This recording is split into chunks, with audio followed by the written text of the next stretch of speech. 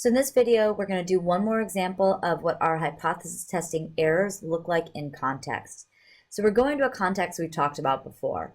This idea that hypothesis testing is very similar to prosecuting a court case. Think of us statisticians as the prosecutor, and what we're trying to prove is our alternative hypothesis. Unfortunately, we have to start somewhere. So we start with a null hypothesis that our defendant is not guilty. This is like in our examples, we have to start with something we can actually simulate or go ahead and make a approximate normal distribution based on. So we have to have that starting point, our initial assumption, even though what we're trying to prove is actually the opposite of that. In this case, that the defendant is guilty.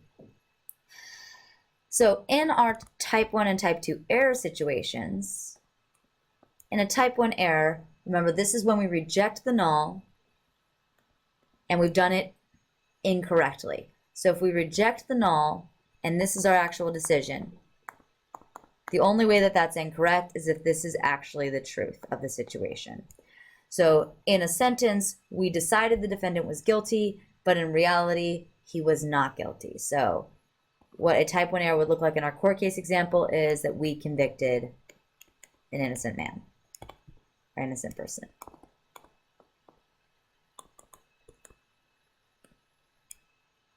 Our type 2 error, on the other hand, is when we fail to reject the null when we should have. So now we don't reject our idea that the person is not guilty. And instead we go, okay, well, I can't reject it, so I guess it's not as if we're deciding this necessarily, and the court case example actually makes this the most clear cut compared to the other examples we've done. Because at the end of a court case, we would just say as a prosecutor, I didn't have the evidence to convict this person. I didn't have the evidence to show he was guilty. Not that he was found innocent, right? So kind of makes sense in this framework. So in this case, he was found not guilty, or we acquitted. I watch a lot of Law & Order, so I got that Law & Order lingo down. We acquitted a guilty person.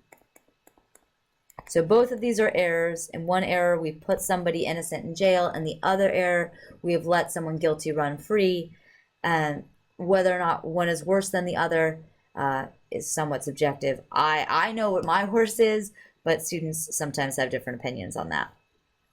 So there's one last piece of this that I want to talk about, and that is how our probability of a type 1 error, how the probability of a type 2 error, and our power are all related. So remember, alpha is either our significance level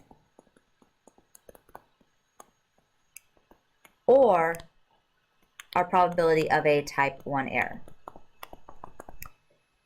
Beta is the probability of a type 2 error, and power is how often we reject the null when we actually want to, the probability that we will reject the null correctly.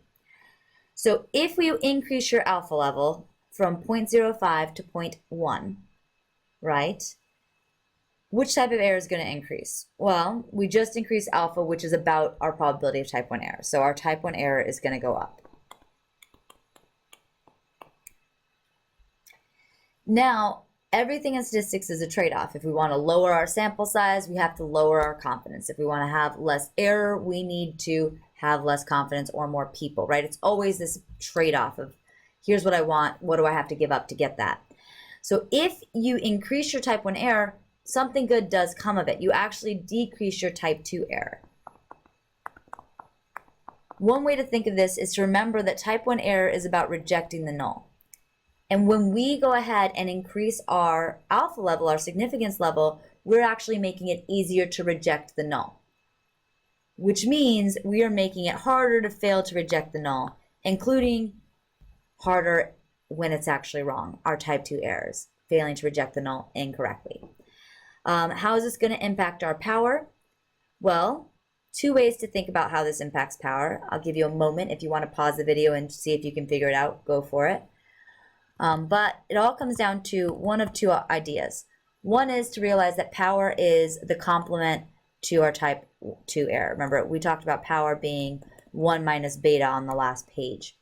So if our beta has gone down, our type 2 error has gone down, then our power must go up. That's one way to think of it. The other way to think of it is that power is about rejecting the null when we're actually supposed to reject the null, when we say we have evidence and we've made the correct decision. So if we make it more easy to reject the null by increasing our significance level, we're going to increase doing that incorrectly, but at the same time, we're also going to increase doing that in the right setting when our null is actually false. So we are increasing the possibility of rejecting the null and therefore increasing everything that's associated with rejecting the null at the same time. The second example here is just the opposite. If we decrease our alpha level, we say, okay, I don't want to have type 1 error. Kelly says that's the worst type of error. Then we could decrease our significance level.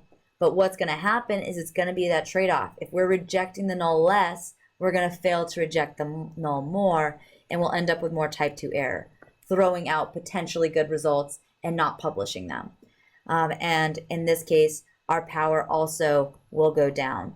So we're going to miss out on some of those significant results that might have actually told us something meaningful because we made our cutoff a little more strict.